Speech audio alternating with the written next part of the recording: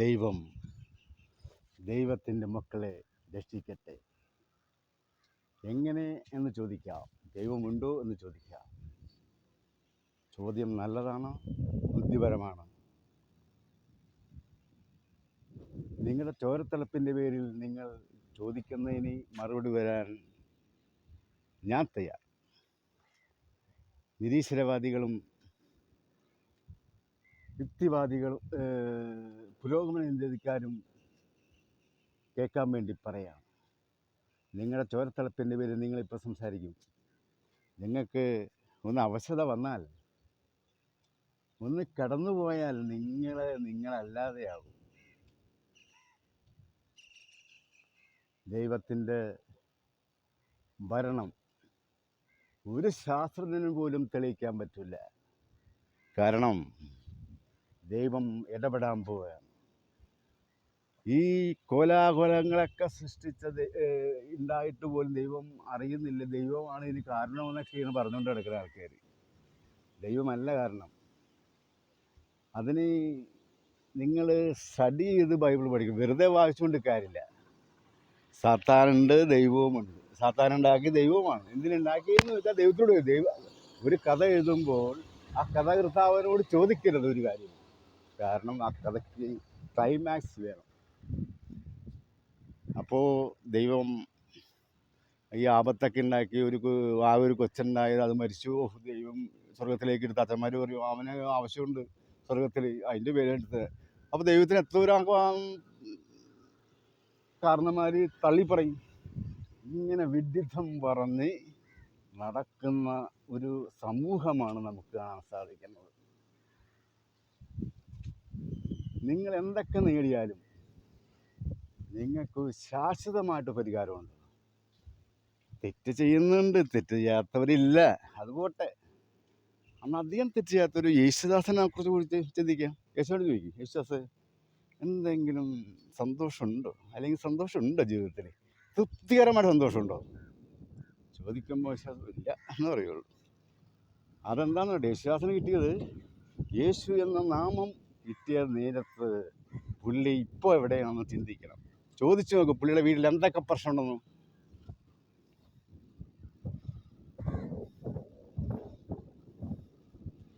എല്ലാവരും 2000 വർഷത്തിൽ ലോകം അവസാനിക്കുമെന്ന് ആരോ പറഞ്ഞതാണ് 26 ആയിട്ടുള്ളൂ. അപ്പം ദൈവമൊന്നുമില്ല, ഇതിങ്ങനെ നടക്കും എന്നൊക്കെയാണ് വിചാരിച്ചേക്കണേ. ദൈവം ഇടപെടാൻ പോവുകയാണ് സഡൻലി, പെട്ടെന്ന്. പക്ഷേ അന്ന് തെറ്റ് മരിച്ചുപോയവരെ കുറിച്ച് നമുക്ക് പറയാൻ പറ്റില്ല. ഇന്ന് ജീവിച്ചിരിക്കുമ്പോൾ തെറ്റ് ചെയ്യാതെ ജീവിച്ചാൽ, നിങ്ങളുടെ ഫാമിലി തന്നെ എടുത്തോ, കല്യാണം നിർണായക ഘട്ടമാണ്. നിങ്ങൾ തെറ്റ് ചെയ്യുന്നുണ്ടെങ്കിൽ നിങ്ങളുടെ കല്യാണത്തിൻ്റെ സമയം കഴിഞ്ഞ് നിങ്ങൾ ജീവിച്ചു തുടങ്ങുമ്പോൾ അതിൻ്റെ പരിഹരണപരമായിട്ട് നിങ്ങളൊന്ന് ചിന്തിച്ചോ, ഞാൻ ചെയ്തിട്ട് പല എങ്ങനെയൊക്കെ ആവും എന്ന് നോക്കും. ഇന്ന് ഡൈവേഴ്സും ഒക്കെ ആയിട്ട് നടക്കണം. ദൈവം ഇല്ല എന്ന് നിങ്ങൾ ഏത് ഡാർവിൻ്റെ സിദ്ധാന്തം പറഞ്ഞാലും ശാസ്ത്രം പറഞ്ഞാലും ഞാൻ അംഗീകരിക്കില്ല. ഞാൻ തെളിയിക്കാം. ഈ ദൈവത്തിന് തെളിവിൻ്റെ ആവശ്യം ശാസ്ത്രീയമായിട്ട് കാണാൻ പറ്റില്ല. എന്നാൽ നിങ്ങളുടെ ജീവിതം, ഓരോരുത്തരുടെ ജീവിതം എടുത്തു നോക്ക്. ഇവിടെ നിരീശ്വരവാദികളുണ്ട്, അവരുടെ ജീവിതം എടുത്തു നോക്ക്, എന്താണ് അവസ്ഥ. പിന്നെ പെന്തക്കോസ്തക്കാരുണ്ട്, അവർ സ്വർഗത്തിലോട്ട് പോകുന്ന പറയണം. എന്താണ് സ്വർഗം എവിടെയെന്ന് ചോദിച്ചാൽ അറിഞ്ഞൂടാ. എന്തിനാ പോണേന്ന് വെച്ചാൽ അവർക്ക് അറിഞ്ഞൂടാ. കാശുണ്ടാക്കാൻ വേണ്ടിയിട്ട് പല തന്ത്രവും പറയും. പിന്നെ ഉള്ളവർ കുറേ ക്രിസ്ത്യാനികൾ, അവർക്ക് കുർബാനയാണ്, 1 മണിക്കൂർ കുർബാന, എല്ലാ ദിവസവും ഇത് തന്നെ കെട്ട് ജനം വെറുത്ത്. എന്നാൽ അതിന് ഇപ്പം ഒരു ബൈബിള് വാചകം കുറച്ച് അരമണിക്കൂർ എടുത്തെങ്കിൽ ജനം കണ്ടേനെ, ഇത് കണ്ട് അത് ജനം മാറ്റിയേനെ. ഇതൊക്കെ തട്ടിപ്പിൻ്റെ കാലാണ്. നേരെ സോമൻ ലേലത്തിൽ പറയുന്നുണ്ട്. അതൊക്കെ എന്താ അച്ചട്ട് കാര്യമെന്നറിയാമോ? നിങ്ങൾക്ക് കുരിശ് വരാൻ പോണു മക്കളെ. ദൈവം ഇടപെടും. ദൈവം എൻ്റെ കയ്യിലാണ് ഒത്തിരി ആയുധം തന്നെങ്കിൽ സഭയുടെ ഏറ്റവും മുകളിലുള്ള ആരാണെന്ന് നിങ്ങൾക്കറിയാലോ, അവൻ അടിച്ചിരിക്കും. ഒറ്റ അടി അടിക്കുള്ളൂ. നിങ്ങൾ എന്ത് തോന്നിയ ദിവസം കാണിച്ച് ഇത്രയും പരിശുദ്ധമായ ബൈബിൾ ഉണ്ടായിട്ട് നിങ്ങൾ എന്ത് തോന്നിയ ദിവസം ഇത്രയും കാലം കാണിച്ച് അതിനുള്ള ചങ്കൂറ്റം ചിനിക്കുന്നുണ്ട്. ദൈവമേ, നിരീശ്വരവാദികളോട്, ശാസ്ത്രജ്ഞനോട്, ഒന്ന് ശാസ്ത്രം പറയണത് എല്ലാം 100% വിശ്വസിക്കണ്ടെന്ന് ഞാൻ പറയണില്ല. 100 ഡിഗ്രിയിലെ വെള്ളം തിളയ്ക്കുള്ളൂ, അവർ ശാസ്ത്രം പറഞ്ഞു, ശരി, ഓക്കെ. പക്ഷേ ശാസ്ത്രത്തിന് മുകളിലാണ് ദൈവം. ദൈവത്തെ കണ്ടെത്താൻ പറ്റണമെങ്കിൽ അതിന് ഇത്തിരി ദൈവാനുഗ്രഹം വേണം. ഇല്ലായ്മയെന്നൊന്നും ഉണ്ടാക്കാൻ പറ്റില്ല, ഉള്ളതുമേന്ന് മാത്രമേ ഉണ്ടാക്കാൻ പറ്റുള്ളൂ, അല്ലേ ശാസ്ത്രം? അതില്ലായ്മയെന്ന് സൂര്യൻ ഉണ്ടായത് ചൂട് കൊണ്ട് പൊട്ടി ചൂട് കൊണ്ട് ഉണ്ടായതാണെന്നാണ് പറയണത്. എന്ത് വിഡിത്താണ്! ഇല്ല, അവരുടെ കുടുംബം ഒന്ന് എടുത്തു നോക്ക്. മക്കൾ പോണത് അറിയണില്ല, മക്കൾ തോന്നിയാരെ പോകും, അവരെങ്ങനെ നടക്കും? ഇയാൾക്ക് ഇങ്ങനെ പറഞ്ഞാൽ മതി. എന്തൊക്കെയാണ്! പണ്ട് മാറടയ്ക്കാൻ വേണ്ടി കമ്മ്യൂണിസ്റ്റ് പാർട്ടി സമ്മതിച്ചതെങ്കിൽ ഇത് മാറി തുറന്നിട്ടുണ്ട് നടക്കുക. കൊച്ചു പിള്ളേരൊക്കെ ഇവിടെ ഉള്ളത്. ഇതിനൊക്കെ ശിക്ഷ കിട്ടിയില്ലെങ്കിൽ ദൈവമേ, കുറേ പറയാനുണ്ട്. യേശുക്രിസ്തു ആരാണ്? യേശുക്രിസ്തു ദൈവമാണോ, അല്ലെങ്കിൽ ജീവിച്ചിരുന്നൊരു വ്യക്തിയാണോ, പ്രവാചകനാണോ? ഇതൊക്കെ അറിയണം. അറിഞ്ഞാൽ മാത്രമേ യേശുക്രിസ്തു ദൈവത്തിൻ്റെ പുത്രനാണെന്ന് അറിയുള്ളൂ.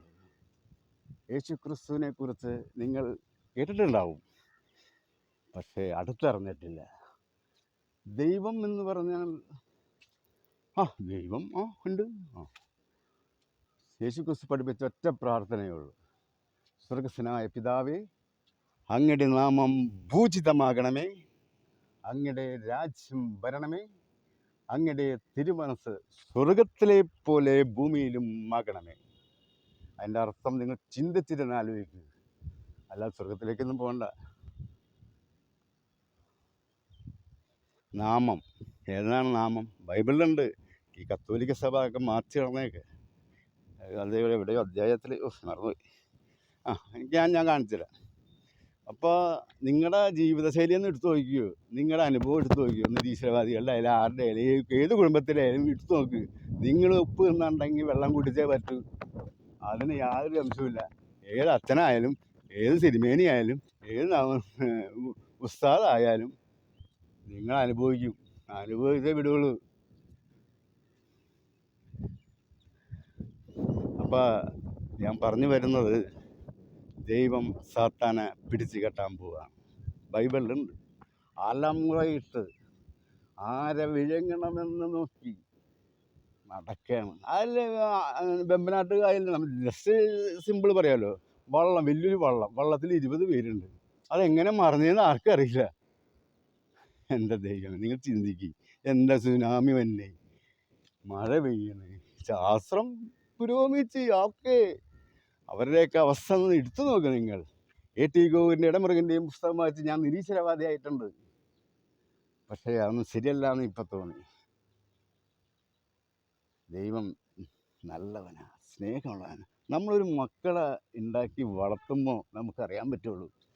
അവനെ ലാളിച്ച് കൊഞ്ചിച്ച് പഠിപ്പിച്ച് വലിയ നിലയിലെത്തിക്കണം. നല്ല കാരണന്മാരുടെ ധാരണ. അതിൽ ഇൻ്റർനാഷണൽ സ്കൂളിലൊക്കെ വിടുന്നത്. പക്ഷേ അതേപോലെ തന്നെ ദൈവം നമ്മളെ ജനിക്കുമ്പോൾ ദൈവത്തിൻ്റെ ആഗ്രഹമുണ്ട്. അവൻ എൻ്റെ മോനാണ്, അവൻ എൻ്റെ കൂടെ എൻ്റെ പാത പിന്തുടരണം. അതിന് ബൈബിളിൽ എഴുതി വെച്ചിട്ടുണ്ട് പച്ചയായിട്ട്. നിങ്ങളിങ്ങനെ ചെയ്താൽ യേശുക്രിസ്തുവിനെ പോലെ നിങ്ങൾ ജീവിക്കാൻ പറ്റുകയില്ല, ആർക്കും പറ്റില്ല. അതനുസരിച്ച് സ്വല്പം ജീവിച്ചാൽ നിങ്ങൾക്ക് ഭാവിയിൽ നല്ല ജീവിതം വരും. തെറ്റ് ചെയ്താൽ നിങ്ങൾക്ക് ശിക്ഷ കിട്ടിയിരിക്കും. അത് 100% സത്യസന്ധമാണ്. അതിൻ്റെ പേരിൽ ഇന്ന് മുതൽ തുടങ്ങിക്കോ. ബൈബിൾ അടിസ്ഥാനപരമായ ശാസ്ത്രീയ ബുക്കാണ്. കാറൽ മാർക്സൊക്കെ കമ്മ്യൂണിസ്റ്റ് മാനിഫെസ്റ്റോ ഒക്കെ ഉണ്ടാക്കിയത് ബൈബിളിൽ നിന്ന് എടുത്തത്. അപ്പോൾ കമ്മ്യൂണിസം ഒന്നും ഞാൻ പറയണില്ല. അപ്പോൾ നിങ്ങൾ ചിന്തിക്കുക, നിങ്ങളുടെ കുടുംബജീവിതം അന്വേഷിക്കുക, എന്നിട്ട് നിങ്ങൾ ജീവിക്കുക. ഏത് കൃഷ്ണൻ്റെ അടുത്ത് പോയാലും, ഏത് അള്ളാഹുവിൻ്റെ അടുത്ത് പോയാലും, ഏത് യേശുവിൻ്റെ അടുത്ത് പോയാലും സ്വന്തമായിട്ട് ജീവിച്ചാൽ നിങ്ങൾക്ക് സുഖമാണ്. അല്ലാതെ ഇതിനകത്ത് വേറെ വിഷയമൊന്നുമില്ല. നമുക്ക് ആദിവാസികൾ കല്യാണം വെച്ച് ആരാധിക്കും, ദൈവമേ എനിക്ക് അധികം തന്നെ, അല്ലെങ്കിൽ എനിക്ക് തന്നെ ദൈവം കൊടുക്കും. കാരണം അവർക്ക് അറിവില്ല. അറിവുള്ള നിങ്ങളെ പിടിച്ച് കെട്ടും. സത്യം സത്യം സത്യം.